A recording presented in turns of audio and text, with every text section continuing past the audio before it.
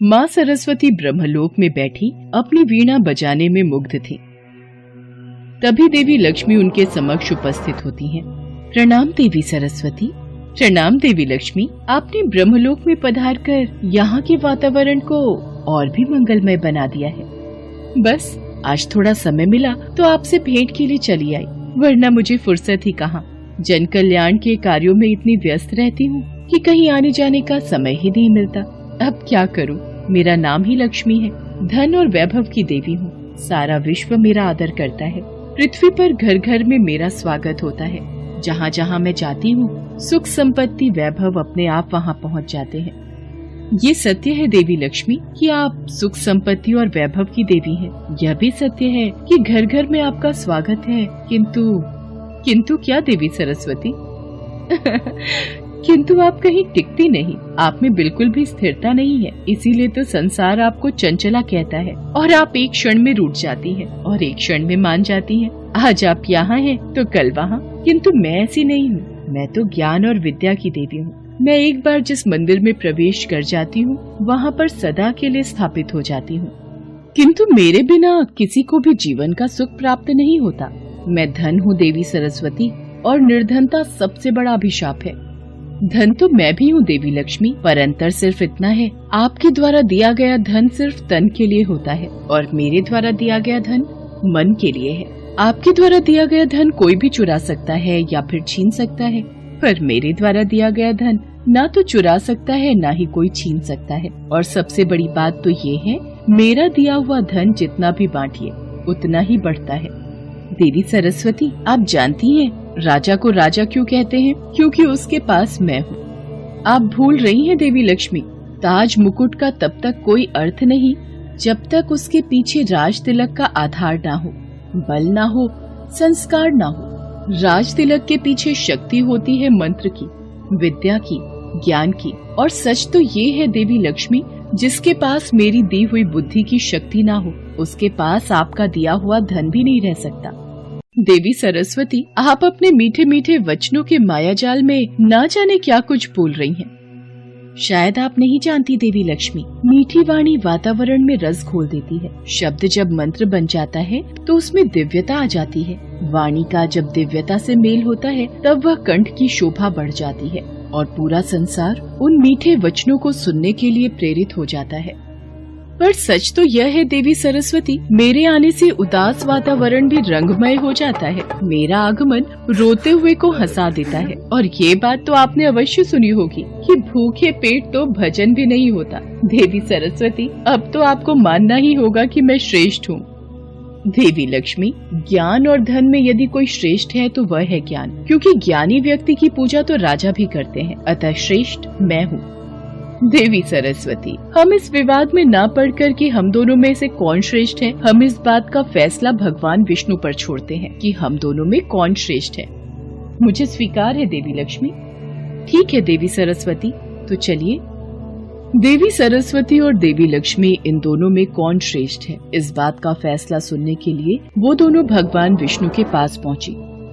देवी गंगा भगवान विष्णु के समक्ष पहले से ही उपस्थित थीं। देवी लक्ष्मी भगवान विष्णु के समक्ष बैठ जाती हैं, पर वो देवी सरस्वती को बैठने के लिए नहीं कहती हैं। इस पर देवी सरस्वती देवी लक्ष्मी से कहती हैं, हे देवी लक्ष्मी, आप मुझे स्वयं यहाँ लेकर आई हैं, पर आपने मुझे आसन ग्रहण करने के लिए नहीं कहा। क्या विष्णु लोक में अतिथियों का सत्कार इसी प्रकार किया जाता है?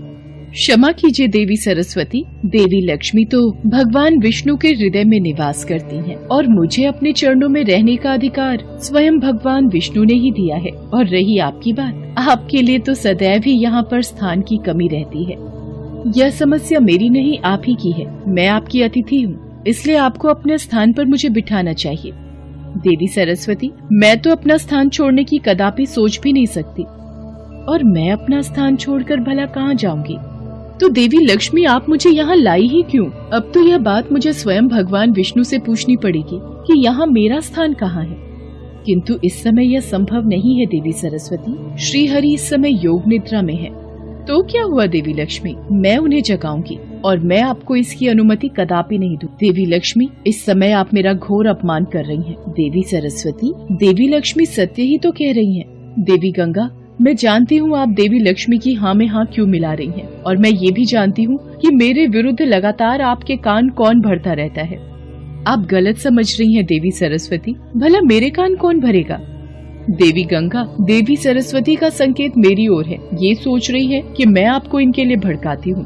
देवी लक्ष्मी, मुझे संदेह ही नहीं पूर्ण विश्वास है। यह सरासर अन्याय है देवी सरस्वती। यह बात मैं अच्छे से जानती हूँ कि आप भगवान विष्णु के चरणों में स्थान पाने के लिए सदैव ही व्याकुल रहती हैं, किंतु भगवान श्री हरि ने यह स्थान स्वयं मुझे दिया है। आप तो बेकार में ही देवी लक्ष्मी पर क्रोधित हो रही हैं। गंगा सत्य कह रही है देवी सरस्वती। मैं भली भांति जानती हूँ आप दोनों मिलकर मेरे खिलाफ कोई षड्यंत्र रच रही हैं। देवी सरस्वती, यदि आपके मन में देवी लक्ष्मी के लिए कोई बैर है तो कृपया करके मेरे साथ भी इस तरह का व्यवहार नहीं करें तो यही उचित होगा।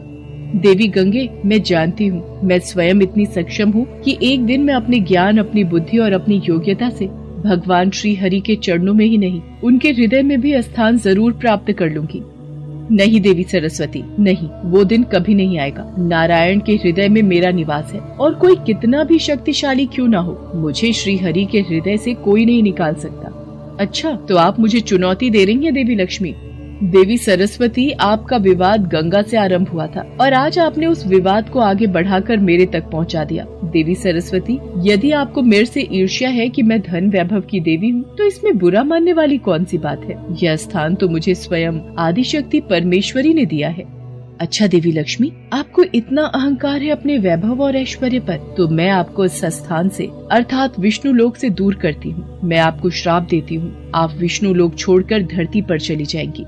देवी सरस्वती देवी लक्ष्मी को श्राप दे देती हैं कि वो तुलसी रूप में धरती पर रहेंगे। इतनी देर में देवी गंगा देवी सरस्वती को श्राप देती हैं कि देवी सरस्वती धरती पर नदी रूप में प्रवाहित होंगी। देवी सरस्वती गंगा को श्राप देती हैं कि वो धरती पर बहकर पापियों के पाप धोएंगी। एक दूसरे से क्रोध में श्राप देने की बात देवी परमेश्वरी के कानों तक पहुँचती है।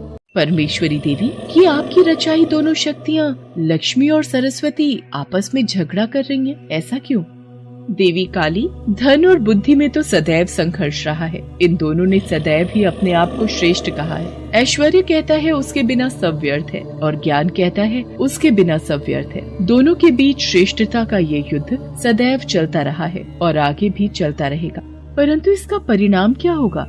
ये तीनों देवियाँ कहाँ जाएंगी? देवी काली, जन कल्याण की सहायता के लिए देवी लक्ष्मी राजा धर्मध्वज के घर तुलसी रूप में जन्म लेगी। देवी सरस्वती एक कल्याणकारी जलधारा के रूप में प्रकट होंगी और देवी गंगा को भागीरथ नाम का एक महान तपस्वी राजा धरती पर उतार कर ले जाएगा। हे देवी परमेश्वरी, ये सब आप ही की इच्छा से हो रहा है। आपकी लीला अपरंपार। देवी लक्ष्मी, आप किस चिंता में हैं? स्वामी, मुझे देवी सरस्वती ने श्राप दिया है कि मैं पृथ्वी लोक पर एक साधारण मानव रूप में आपसे दूर रहूंगी। देवी लक्ष्मी, ये श्राप के कारण नहीं है, ये तो विधि का विधान है। ये पहले ही तय हो चुका था। वो देखिए, पृथ्वी लोक पर राजा धर्मध्वज, जिनकी कोई संतान नहीं है, वो आपको संतान रूप में पाने के लिए बहुत समय से तपस्या कर रहे हैं। उनके शरीर पर मिट्टी ने अपना कब्जा कर लिया है, और कहीं ऐसा न हो कि देर हो जाए, कोई वन्य जीव जंतु उनको अपना शिकार बना ले। ओम श्री लक्ष्मी देवाय नमः। ओम श्री लक्ष्मी देवाय नमः। ओम श्री लक्ष्मी देवाय नमः। ओ कमल लोचन, ये मैं क्या देख रही हूँ? राजा धर्मध्वज तो मेरे ही नाम का स्मरण करके तपस्या कर रहे हैं। मुझे उनको वरदान देना ही होगा। परंतु देवी सरस्वती ने मुझे श्राप दिया था कि मुझे आपसे दूर होना होगा। मैं आपके बिना पृथ्वी लोक पर कैसे रहूंगी स्वामी? देवी लक्ष्मी, आप इस बात की चिंता मत कीजिए। जिस तरह आप मेरे बिना अधूरी हैं, उसी तरह ये विष्णु लोक और मैं भी आपके बिना अधूरे हैं। मैं आपसे बहुत जल्द मिलूंगा। आप अपना कर्तव्य निभाइए। मुझे आज्ञा दीजिए नारायण। और फिर देवी परमेश्वरी की इच्छा से देवी लक्ष्मी ने तुलसी रूप में, देवी सरस्वती ने नदी की धारा के रूप में और देवी गंगा ने अपने वेग से बहते हुए जन कल्याण में अपना सर्वश्रेष्ठ स्थापित किया।